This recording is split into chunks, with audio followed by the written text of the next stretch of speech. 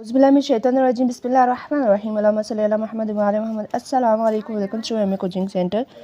Hope so you are all will be fine by the grace of Allah. I am here with new topic with new information as usual for Allama Iqbal open university. और आज की video का topic ये है कि इलामा Iqbal open university में अगर आप बीएस में एडमिशन लेना चाहते हैं एफए के बाद तो उसका क्राइटेरिया क्या है और सारी डिटेल आपको बताऊंगी। एडमिशन आपने कैसे लेना है, आपने वर्कशॉप कैसे अटेंड करनी है, आपने जो है क्विज़ कैसे सॉल्व करने होते हैं, ईच एंड एवरीथिंग बताऊंगी आपको इस वीडियो में। जल्दी बोलूँगी ताकि शॉर्ट टाइम के अंदर ज़्यादा बात कह सकूँ।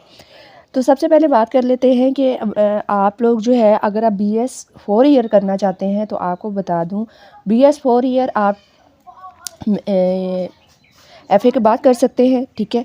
और एफ़ए के बाद आप बीएस करने के लिए बीएस इंग्लिश एफ़ए के बाद करने के लिए आप लोगों को जो डॉक्यूमेंट रिक्वायर्ड होंगे वो होंगे जी आपको मैट्रिक के, इंटर के, passport size picture with white background और आपका फादर का CNIC, आपका CNIC। अगर आपका CNIC नहीं है, इनकी शनाख्ती कार्ड नहीं है तो आप बेफॉर्म जी यूज़ कर सकते हैं, ठीक है। एडमिशन आपने ऑनलाइन भेजना है, मैनुअली नहीं भेजना आपने। बीएस का है और बीएस जो है वो एफए के बाद 4 साल का होता है, उसका ड्यूरेशन होता है। और आपके हर सेमेस्टर के अंदर जो है वो 5 से 6 बुक्स होंगी, ठीक है। आपने वो जो है बुक्स को आपको यूनिवर्सिटी नहीं सेंड करेगी, आपने वेबसाइट से डाउनलोड करना है। पहले बात कर लेते हैं एडमिशन की। एडमिशन जो है आपको मैं स्क्रीन पे दिखा रही हूँ, गूगल पे जाना है और AIOU लिखना है। AIOU पे जाके सर्च करना है। सर्च पे जाने के बाद आप लोगों को AIOUOS, ठीक है, OAS ये देख रहे हैं आप। मैं ज़रा अपना ये भी निकाल लूँ, ये ठीक है। इस पे जाके आपने क्लिक करना है, अकाउंट बनाना है, ठीक है। आपको मैं ओपन करके दिखा देती हूँ। आपने ओपन करना है। मेरा यहाँ इंटरनेट का बहुत इशू है, वेदर इशू की वजह से इंटरनेट स्लो वर्क कर रहा है, इसलिए ये भी स्लो ही है, ठीक है। आपने क्रिएट अकाउंट करना है। पहले क्लिक हेयर करना है, फिर आपके पास एक पेज अपेयर होगा, उस पर आपने क्रिएट अकाउंट करना है। क्रिएट अकाउंट करने के बाद यहाँ आप देख सकते हैं ये क्रिएट करना है। क्रिएट करने के बाद आपने जो है फॉर्म ओपन हो जाएगा। फॉर्म ओपन होने के बाद आपने जो भी उसकी रिक्वायरमेंट्स होंगी वो पूरी करनी है। इस तरीके से आपका ऑनलाइन एडमिशन चला जाएगा। अगर खुद सबमिट नहीं करवा सकते तो आप मुझसे कांटेक्ट कर सकते हैं। आपको थोड़ी सी पे करनी होगी, 300-350 रुपया फ़ी पे करनी होगी, 400 रुपया, ठीक है। और मैं आपका एडमिशन भेज दूँगी, ठीक है। उसके बाद एडमिशन की तो हो गई बात। अब जो है आपको ये बता दूं कि जब आपका एडमिशन चला जाता है तो आपका 1 से 1.5 मंथ के अंदर अंदर मैसेज आता है वेरिफिकेशन का। आपकी ज़्यादातर यूनिवर्सिटी जो है वो नंबर जो दिया होता है उस पर मैसेज आता है। अगर आपका नंबर पे मैसेज नहीं आता तो जो OAS का एडमिशन का जो फॉर्म है ना, आप उसको ओपन करके जो आपने अकाउंट बनाया होता है उसको लॉगिन करके आप वहाँ पे चेक कर सकते हैं अपना स्टेटस। सम टाइम होता है, अक्सर औक़ात ज़्यादातर ऐसा होता है कि आपका नंबर पे मैसेज लेट आता है, आपका जो है ना वेरिफिकेशन और CMS ID और पासवर्ड दे दिया जाता है, ठीक है। अब बात कर लेते हैं जब आपका एडमिशन कंफर्म होता है ना, उसके साथ ही आपको CMS ID और CMS पासवर्ड मिलता है। CMS ID और पासवर्ड का क्या काम होता है। CMS ID और पासवर्ड भी आपको यहाँ पे देख सकते हो, इनरोलमेंट CMS लिखा हुआ है ना आपका, ये 2 नंबर पे, ठीक है, 3 नंबर पे, ठीक है। तो यहाँ जो है आप CMS यूनिवर्सिटी की वेबसाइट पे जाएंगे, CMS में अकाउंट में जाएंगे। जैसे कि मैं आपको खोल कर दिखा देती हूँ। आपने यहाँ जो यूनिवर्सिटी ने पहला लिंक दिया हुआ है आपने उस पर क्लिक करना है और आपको जो ID और पासवर्ड देगी यहाँ आपने लगानी है और साइन इन कर लेना है। साइन इन करने के बाद आपके पास जो है, मैं आपको खोल के भी दिखा देती हूँ, किसी स्टूडेंट्स का मैं यहाँ लॉगिन कर रही हूँ। आपके पास ऐसे पेज अपेयर होगा जिसमें आपका एकेडमिक रिकॉर्ड जितना है वो सारा आपका यहाँ पे शो होगा CMS के अंदर। BS के स्टूडेंट्स को एक बात याद रखनी है, जब आप यूनिवर्सिटी में एडमिशन लेते हैं आपके 2 तरह के अकाउंट होते हैं, CMS और LMS। दोनों में फ़र्क क्या है। CMS में आपका एकेडमिक रिकॉर्ड होता है, LMS में आपने वर्कशॉप अटेंड करनी होती है, आपने क्विज़ अटेंड करना होता है। ये 2 काम आपके LMS पे होते हैं। आपने अपनी असाइनमेंट भी LMS पे ही अपलोड करनी होती हैं। ठीक है जी, समझ में आ गया? नहीं भी समझ में आया मैं दोबारा समझा दूँगी। ठीक है, CMS में आपका एकेडमिक रिकॉर्ड होता है, LMS में आपका स्टडी रिकॉर्ड होता है। ठीक है, बस ये फ़र्क याद रखना है। उसके बाद आपका LMS है। LMS को भी ओपन करने के लिए आपने यूनिवर्सिटी की वेबसाइट जो है AIOU पे क्लिक करना है, तो यहाँ पे पहले नंबर पे LMS आ जाएगा। इसको भी आपने यूनिवर्सिटी इसका पासवर्ड देती है।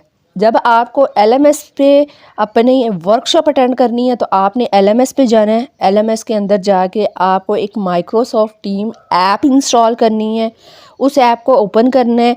वहाँ भी आपने वही पासवर्ड और आईडी लगाना है जो यूनिवर्सिटी ने आपको LMS का दिया होगा, और LMS की वेबसाइट के अंदर जाके भी आपने LMS की आईडी का ही पासवर्ड और आईडी लगानी है जो यूनिवर्सिटी ने सेंड की होगी। यानी कि ऐप और वेबसाइट जो LMS की हैं, आपने उन दोनों पे सेम आईडी सेम पासवर्ड लगाना है। That's clear. ऐप को आपने यूज़ नहीं करना। आपने जब भी वर्कशॉप अटेंड करनी है, असाइनमेंट अपलोड करनी है, आपने यूनिवर्सिटी की वेबसाइट पे AIOU पे जाना है, आगाही LMS को ओपन करना है, और वहाँ पे जाके आपको ये डिटेल में फिर एक मज़ीद ये टॉपिक है, मैं साथ साथ समझाती रहूँगी, लेकिन फर्दर जो डिटेल्स हैं वो बता रही हूँ, क्योंकि अगर मैं ऐसे समझाना बैठूँ तो 2 घंटे की वीडियो कहीं नहीं गई।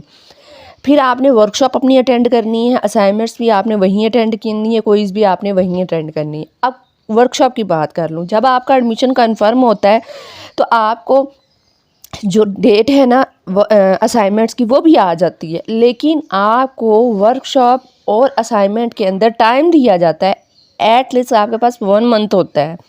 पहले आपने वर्कशॉप लेनी होती है। वर्कशॉप कैसे होती हैं? ऑनलाइन होती हैं। वहाँ आपने दिन में 2 वर्कशॉप होती हैं, 2 डिफरेंट सब्जेक्ट की होती हैं। ठीक है, और डिफरेंट क्राइटेरिया होता है, हर 2 घंटे की वर्कशॉप होती है। ठीक है, यानी कि आपको 2 बजे का टाइम दिया होगा, 2 से 4 बजे तक एक सब्जेक्ट की वर्कशॉप है, फिर 4 से लेके 6 बजे तक एक की। टाइम मेंशन किया होता है, ट्विटर का नाम भी मेंशन किया होता है, वो भी परेशान होने की ज़रूरत नहीं। LMS से सारी डिटेल होती है आपकी। आपने वो अटेंड करनी है। अटेंड करने के बाद आपकी जब 6 दिन की एक सब्जेक्ट की हो जाएगी, उसके 7वें दिन आपको क्विज़ का पेपर दिया जाएगा, वो भी LMS पे होगा, अपलोड कर दिया जाएगा। आपके पास 24 हार्स होंगे, नहीं सॉरी 12 हार्स होंगे। सुबह 9 बजे से लेके रात 9 बजे तक आप ड्यूरेशन होगा। आपने उस पूरे दिन के अंदर आपने वो क्विज़ का पेपर एक ही दफ़ा ओपन कर सकते हैं, बार बार ओपन नहीं कर सकते। एक ही दफ़ा ओपन करना है। 20 मिनट होंगे और 20 क्विज़ होंगे। 1 मिनट में एक क्विज़ सॉल्व करना होगा। वो कैसे सॉल्व करना है ये एक अलग टॉपिक आ जाता है, वो भी मैं आपको बता दूँगी। आपने क्विज़ 7वें दिन सॉल्व करना है। उसका पासिंग क्राइटेरिया ये है, 20 में से 10 मार्क्स आपने क्विज़ के लेने होते हैं। ठीक है, नहीं सॉरी 10 मार्क्स होते हैं क्विज़ के, आपने वो लेने होते हैं। पासिंग क्राइटेरिया 5 है। ठीक है, वर्कशॉप का पासिंग क्राइटेरिया 20 मार्क्स है, आपने 10 मार्क्स पास करने होते हैं। फिर असाइनमेंट आपकी 100 नंबर की होती है, आपने 50 मार्क्स क्लियर करने होते हैं। एग्ज़ाम आपका 100 मार्क्स का है, आपने 50 क्लियर करने होते हैं। अगर आपकी क्विज़ रह गए हैं तो आपने एग्ज़ाम में उतने नंबर क्लियर करने हैं। यानी पासिंग 5 है ना, तो एग्ज़ाम में आपने पेपर के 50 एक साइड पे कर देने और क्विज़ के 5 नंबर इजाफी लेने हैं। तो अगर आपका क्विज़ मिस भी हो गया ना तो तब भी आप पास हो जाएंगे। अगर आपकी वर्कशॉप मिस हो गई है तो 20 मार्क्स आपने ईच सब्जेक्ट के क्लियर करने हैं एग्ज़ाम पासिंग मार्क्स के अलावा। यानी एग्ज़ाम के 50 मार्क्स आपके आ गए, अब आपने वर्कशॉप नहीं ली तो एग्ज़ाम के अंदर आपने वो 20 मार्क्स पूरे करने हैं। यानी कि एग्ज़ाम के अंदर आपके ईच सब्जेक्ट में 100 में से अगर 70 मार्क्स है तो आप पास हो जाएंगे। इसी तरीके से आप बच सकते हैं। नहीं तो अगर आपका क्विज़ मिस हो गया, अगर आपकी वर्कशॉप मिस हो गए तो आपको दोबारा एडमिशन लेना होगा उस सब्जेक्ट के अंदर। इन केस अगर आपने वर्कशॉप अटेंड की, आपने क्विज़ अटेंड किए, आपने असाइनमेंट सबमिट कराई, आप एग्ज़ाम नहीं देते तो आपको यूनिवर्सिटी एक चांस देती है। ठीक है, जिसे रीअपीयर का चांस कहा जाता है। आपने वो नेक्स्ट सेमेस्टर में अपना रीअपीयर क्लियर कर लेना है उस फेल सब्जेक्ट नहीं सॉरी जिसका पेपर आपका मिस हुआ है वो आपने नेक्स्ट सेमेस्टर में क्लियर कर लेंगे। आपने उसकी थोड़ी सी फ़ीस पे करनी होगी और वो आपका रीअपीयर में चला जाएगा। उसकी फिर आपको दोबारा वर्कशॉप, दोबारा क्विज़, दोबारा सब चीज़ें नहीं करनी होंगी। लेकिन अगर आप वर्कशॉप अटेंड नहीं करते, क्विज़ अटेंड कर लेते हैं, असाइनमेंट कर लेते हैं, एग्ज़ाम कर लेते हैं, तो आप फेल कंसीडर होंगे। या तो आप फेल अपने आप को कंसीडर करें, या फिर आप एग्ज़ाम के अंदर उतने मार्क्स क्लियर करें जो आपने वर्कशॉप में कवर करने थे। ठीक है जी, समझ में आ गया। अब बात कर लेते हैं आपने एग्ज़ाम की तैयारी कैसे करनी होती है। एग्ज़ाम की तैयारी आपने पास पेपर और आपको मिलते हैं की बुक। ठीक है, की बुक के अंदर आपके 100 पास पेपर भी होते हैं और चैप्टर वाइज भी होते हैं, आपने वो भी कर सकते हैं। कंपलसरी इंग्लिश की बात कर लेते हैं। यहाँ आपने वो पेपर इंग्लिश में ही अटैम्प्ट करना है, लेकिन जो बाकी अदर सब्जेक्ट है लाइक पाक स्टडी, इस्लाम में आता है, और भी डिफरेंट सब्जेक्ट्स हैं, अगर उनका सब्जेक्ट इंग्लिश में है, इंग्लिश लैंग्वेज में है, तो आपको चॉइस दी जाती है, आप उसको उर्दू में कन्वर्ट करके लिख सकते हैं। लेकिन जो कंपलसरी इंग्लिश है उसको आप कन्वर्ट करके इंग्लिश उर्दू में नहीं लिख सकते। That's clear. लेकिन अदर सब्जेक्ट्स हैं उनको आप, वो अगर इंग्लिश लैंग्वेज में है तो उनको कन्वर्ट आप पेपर उनका जो है वो उर्दू में कर सकते हैं। ठीक है, पेपर की भी बात क्लियर हो गई, तैयारी भी, प्रिपरेशन भी कवर हो गई। अब बात कर लेते हैं असाइनमेंट्स की। आपकी असाइनमेंट जो है वो आपने टाइप करनी है। 10 मिनट की वीडियो हो गई, तो अब ज़रा प्लीज़ आपके लिए इतनी मेहनत से बना रही तो पूरी देखिएगा। अब असाइनमेंट्स ही हैं। असाइनमेंट आपने इंग्लिश लैंग्वेज की माइक्रोसॉफ्ट वर्ड पे टाइप करनी है। ठीक है, टाइप करने के बाद उसको कन्वर्ट करना है पीडीएफ में। पीडीएफ में कन्वर्ट करके एलएमएस पे आपने अपलोड कर देनी है। ठीक है, आपको वो एक अलग डिटेल है, वो मैं बता दूंगी कैसे अपलोड करनी है। और आपकी अगर उर्दू लैंग्वेज है, अरेबिक लैंग्वेज है, आपने उसकी असाइनमेंट इन पेज पे लिख सकते हैं तो वेल एंड गुड। अगर टाइप नहीं कर सकते तो आप मैनुअली पेपर पे लिखेंगे, लिखने के बाद उसकी पिक्चर लेंगे, पिक्चर लेने के बाद आप उस असाइनमेंट को पीडीएफ में कन्वर्ट करके एलएमएस पे अपलोड करेंगे। That's clear. आपके वहाँ ट्विटर का नाम और नंबर दिया होगा। क्विज़ है, क्विज़ आपको बता दिए वर्कशॉप के बाद होंगे। फिर पहला आपका क्विज़ आ जाती हैं, वर्कशॉप आ जाती हैं, असाइनमेंट्स आ जाती हैं, और आपका जो आ जाता है जी एग्ज़ाम। ये क्लियर हो गया। एक बात और है, अगर आप वर्कशॉप जो है अपनी एक दिन की मिस कर लेते हैं किसी रीज़न से तो कोई इफेक्ट नहीं पड़ता। अगर 2 दिन की मिस हो रही है तो आपकी परसेंटेज डाउन जाएगी, अटेंडेंस डाउन जाएगी। अटेंडेंस भी होती है। अब अटेंडेंस कैसे होती है, जब आप वर्कशॉप में लॉगिन होते हैं ना, ठीक है, अकाउंट में लॉगिन होते हैं, वर्कशॉप अटेंड करने लगते हैं, यूनिवर्सिटी के पास पूरा रिकॉर्ड होता है कितने बजे कौन सा स्टूडेंट बैठा, उसने अटेंड की। अगर आप खुद नहीं कर सकते तो किसी को पे करके भी आप करवा सकते हैं। ठीक है, कोई फैमिली इशू हो सकता है, लाइफ का चेंज आने में कोई पता नहीं लगता, आप थोड़ी अमाउंट पे करके भी करवा सकते हैं। लेकिन एग्ज़ाम आपको खुद ही देना है। ठीक है, उम्मीद करती हूँ आपको ये डिटेल मज़ीद समझ में आ गई होगी। अगर कोई और क्वेश्चन है तो आप मुझसे पूछ लीजिएगा, मैंने कोशिश की है सारे पॉइंट्स को कवर कर सकूँ। ठीक है, और ये बात याद रखनी है, एलएमएस किसके लिए होता है, आपकी स्टडी पर्पस के लिए। सीएमएस किस लिए होता है, आपके एकेडमी रिकॉर्ड के लिए। That's clear. और ये 4 साल का होता है।